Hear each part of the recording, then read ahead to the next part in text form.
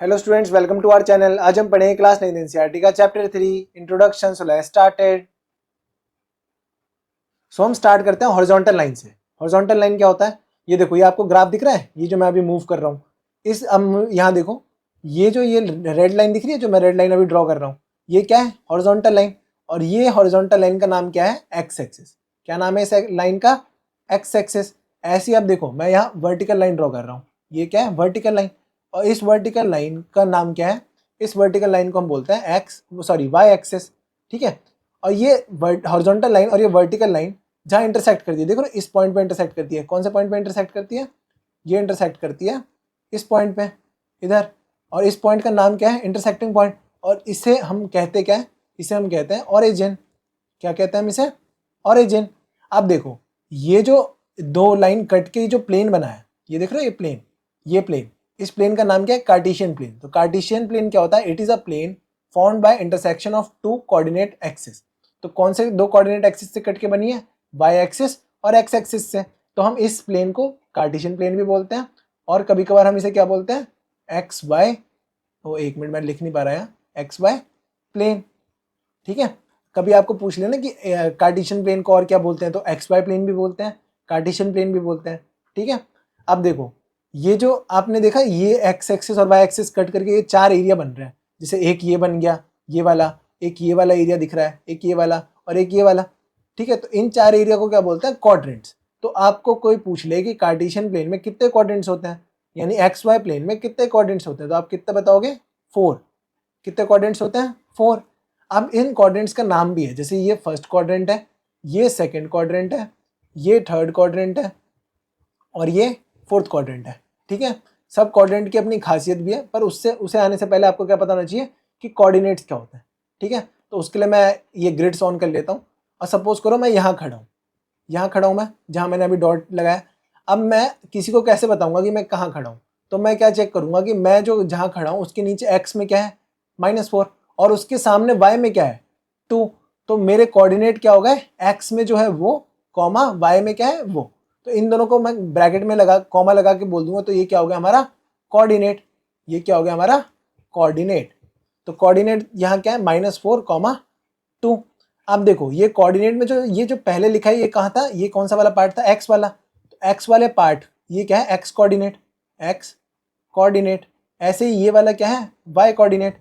अब जो x coordinate है, इसका स्पेशल नाम है, क्या नाम है इसका? इसे बोलते हैं हम एब्सिसा। तो एब्सिसा क्या होता है? X coordinate. ऐसे ही जो वाई कोऑर्डिनेट होता है, उसका नाम क्या होता है? उसका स्पेशल नाम है ऑर्डिनेट। तो उसे क्या बोलते हैं? ऑर्डिनेट। ठीक है। अगर आपको कोई पूछ ले एक्स कोऑर्डिनेट को क्या बोलते हैं? एब्सिसा। ऐसे ही आपको कोई पूछ ले वाई कोऑर्डिनेट को क्या बोलते हैं, तो आप क्या बोलोगे? ऑर्डिनेट बोलते हैं। और एब्सिसा और ऑर्डिनेट को मिला के क्या बनता है? कोऑर्डिनेट। समझ में आया आपको? अब अभी तक जो हमने समझा ना पिछले स्लाइड में, उससे रिलेटेड कुछ क्वेश्चंस कर लेते हैं। जैसे हमारे पे क्या क्वेश्चन आ जाएगा? Find the coordinate of the point R. हमें बोल रहा है कि ये जो पॉइंट आर दिख रहा है आपको, इसके कोऑर्डिनेट्स निकाल के दिखाओ। तो कोऑर्डिनेट्स कैसे निकालते हैं? हम चेक करते हैं कि इसके नीचे एक्स क्या है, देखो 6 है। इसके सामने वाई क्या है? 3 है। तो एक्स वाले को हम पहले लिखेंगे, कॉमा, वाई वाले को बाद में। तो इसके कोऑर्डिनेट्स क्या आ गए? 6,3। तो इसका आंसर हो गया 6,3 is the coordinate of R. ठीक है।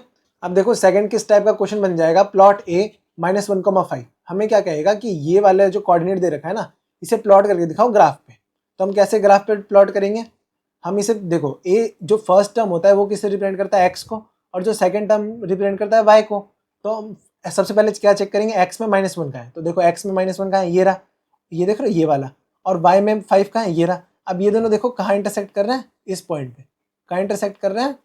इस पॉइंट पे। तो इस पॉइंट का नाम क्या हो गया? ए।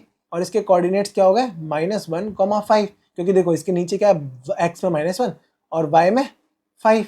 ऐसे ही बी आप प्लॉट करके दिखाओ। बी क्या है? 3,2। एक बार आप खुद ट्राई करो बी प्लॉट करने का। क्या करोगे आप? ये किस में? एक्स में। और ये क्या है? वाई में। तो एक्स में चेक करो 3 का है, एक्स में 3 ये रहा, और वाई में 2 का है, ये रहा।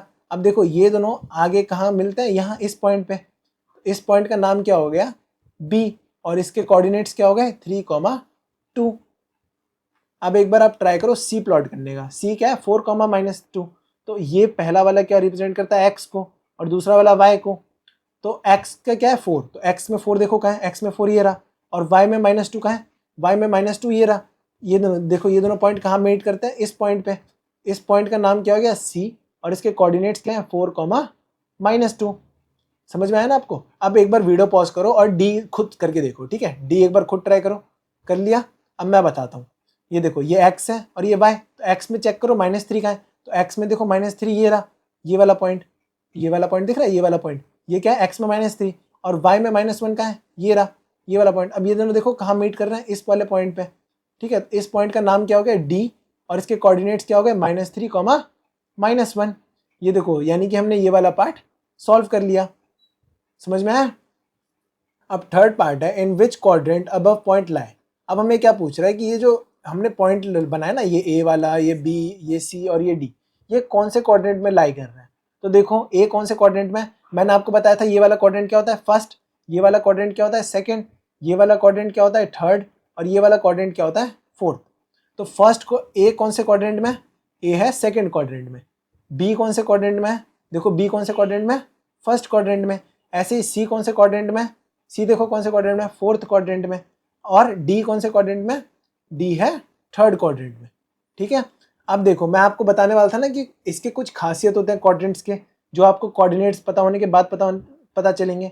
तो क्या खासियत है, फर्स्ट क्वाड्रेंट में हमेशा एक्स क्या होता है पॉजिटिव, और वाई भी क्या होता है पॉजिटिव।